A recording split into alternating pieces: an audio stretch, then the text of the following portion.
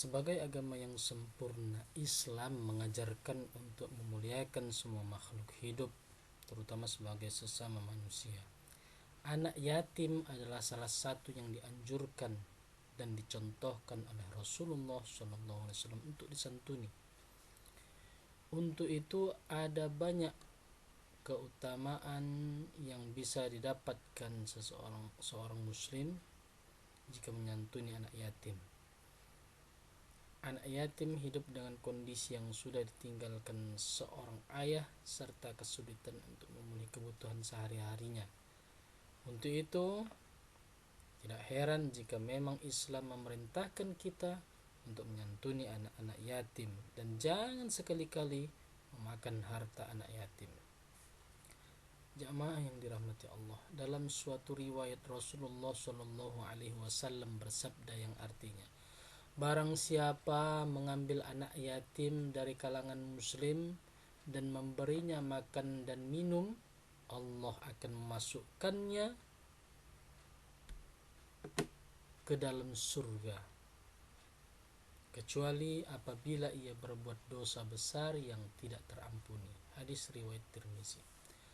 Nah, hadis ini menunjukkan betapa mulianya orang-orang yang mau menyantuni anak yatim dalam kehidupannya.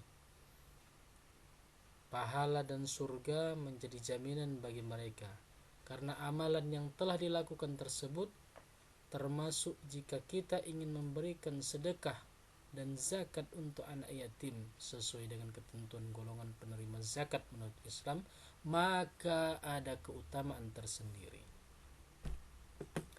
Jamaah yang dirahmati Allah Subhanahu wa taala, namun dalam Islam juga dilarang bagi kita untuk memakan harta anak yatim. Bahkan Allah memberikan kecaman yang luar biasa bagi mereka yang melakukannya. Apalagi anak yatim biasanya membutuhkan dukungan, membutuhkan bantuan, membutuhkan perlindungan lebih saat ayah atau orang tuanya telah tiada. Dalam sejarah masa lalu, tentu ada orang-orang yang tega berbuat hal tersebut, berbuat keji kepada anak yatim. Nah, di sini akan saya jelaskan mengenai hukum memakan harta anak yatim dalam Islam.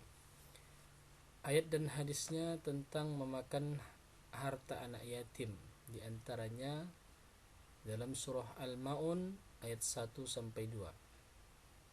A'udzu billahi minasyaitonir rajim. Bismillahirrahmanirrahim. Ara'aital ladzi yukadzibu biddin fadzalikal ladzi yad'ul yatim. Tahukah kamu orang yang mendustakan agama? Itulah orang yang menghardi anak yatim. Dalam Al-Qur'an surah Al-Maun ayat 1 sampai 2 Allah berfirman yang artinya tadi di atas sudah dibacakan. Dalam ayat ini disebutkan bahwa menghardi anak yatim dalam artian mencaci maki dan membiarkannya dalam kesulitan adalah dosa yang sangat besar. Untuk itu janganlah mengambil hartanya, memakinya sama saja Allah memberikan kecaman yang luar biasa. Untuk itu sayangi dan berilah perlindungan untuk mereka.